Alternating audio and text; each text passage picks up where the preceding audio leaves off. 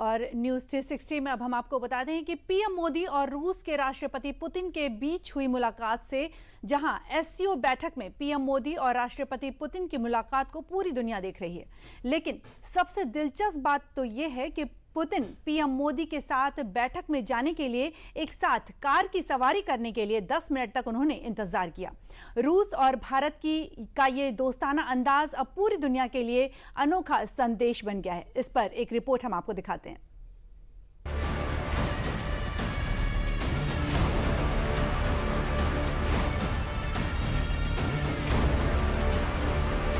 दुनिया की बदलती ताकतों के बीच सोमवार को चीन के तियानजिन से आई ये तस्वीरें सब पर भारी हैं। ये मुलाकात खास है क्योंकि ये सिर्फ दो नेताओं का आमना सामना ही नहीं बल्कि दो देशों की दोस्ती का ऐसा अध्याय है जिसने वक्त की हर कसौटी को पार किया है। ये बैठक दोस्ती की मिसाल है क्योंकि तियानजिन में गूंजते कैमरा फ्लैशेस के बीच जब पीएम मोदी और रूसी राष्ट्रपति व्लादिमीर पुतिन ने हाथ मिलाया तो दुनिया ने भरोसे का वो लम्हा देखा जो ताकत की नई परिभाषा लिख रहा है। भारत का कद अब बढ़ रहा है और उसकी आवाज पहले से ज्यादा गूंज रही है। चीन के तियानजिन में शंघाई सहयोग संगठन के मंच पर भारत ने फिर दिखा दिया कि वो सिर्फ एक क्षेत्रीय ताकत नहीं है बल्कि एक वैश्विक शक्ति समीकरणों का निर्णायक चेहरा भी है।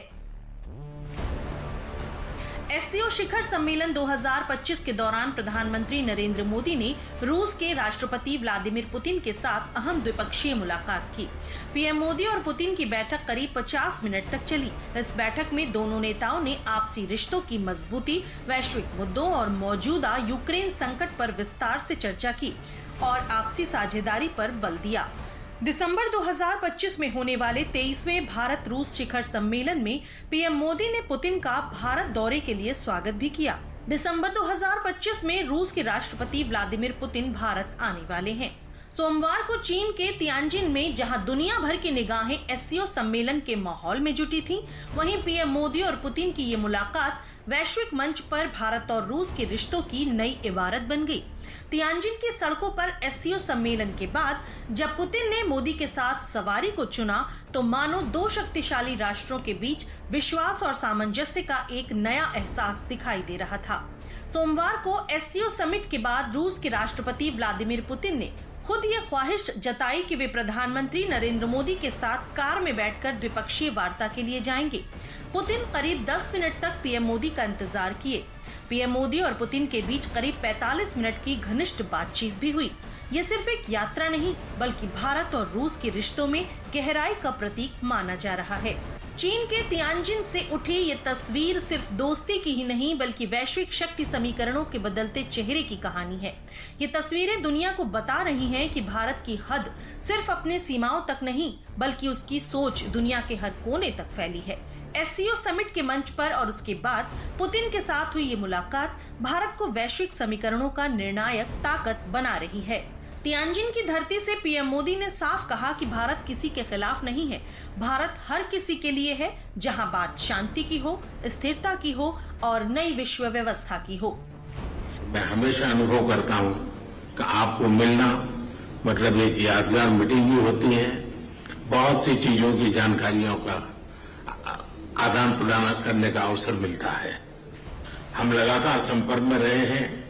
दोनों पक्षों के बीच नियमित रूप से कई उच्च स्तरीय बैठकें भी हुई है। इस वर्ष दिसंबर में हमारी 23वीं समिट के लिए 140 करोड़ भारतीय उत्सुकता पूर्वक आपका इंतजार कर रहे हैं।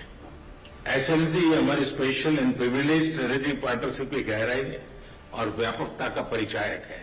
हाँ। कठिन से कठिन परिस्थितियों में भी भारत और रूस हमेशा कंधे से कंधा मिलाकर चले हैं।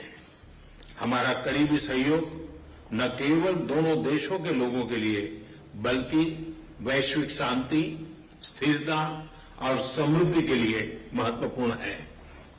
तियानजिन से उठी ये तस्वीरें आज एक संदेश बन गई हैं कि भारत अब सिर्फ एक खिलाड़ी नहीं बल्कि खेल का निर्णायक चेहरा भी है। शंघाई सहयोग संगठन के मंच से लेकर द्विपक्षीय वार्ताओं तक भारत का कद पहले से कहीं बड़ा हो चुका है।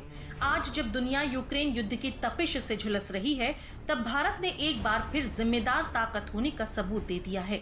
पीएम मोदी ने साफ कहा कि यूक्रेन में शांति के लिए हर संभव प्रयास जरूरी है। पीएम मोदी का ये बयान सिर्फ शब्द ही नहीं बल्कि वैश्विक शांति के लिए भारत की प्रतिबद्धता का भी ऐलान माना जा रहा है। एक्सेलेंसी, यूक्रेन में चल रहे संघर्ष के विषय में हम लगातार चर्चा करते रहे हैं। हाल में किए गए शांति के सभी प्रयासों का हम स्वागत करते हैं। हम आशा करते हैं कि सभी पक्ष कंस्ट्रक्टिवली आगे बढ़ेंगे।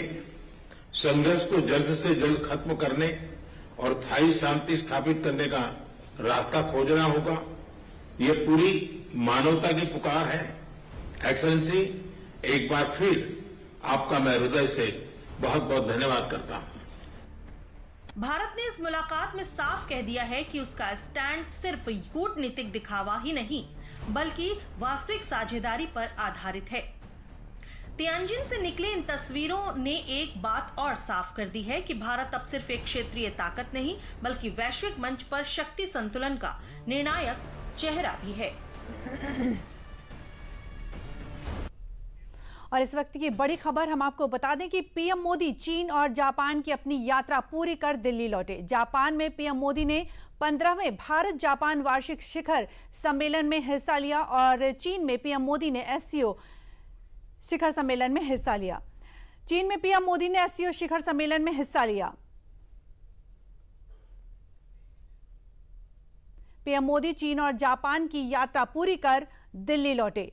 जापान में पीएम मोदी ने 15वें भारत जापान वार्षिक शिखर सम्मेलन में हिस्सा लिया।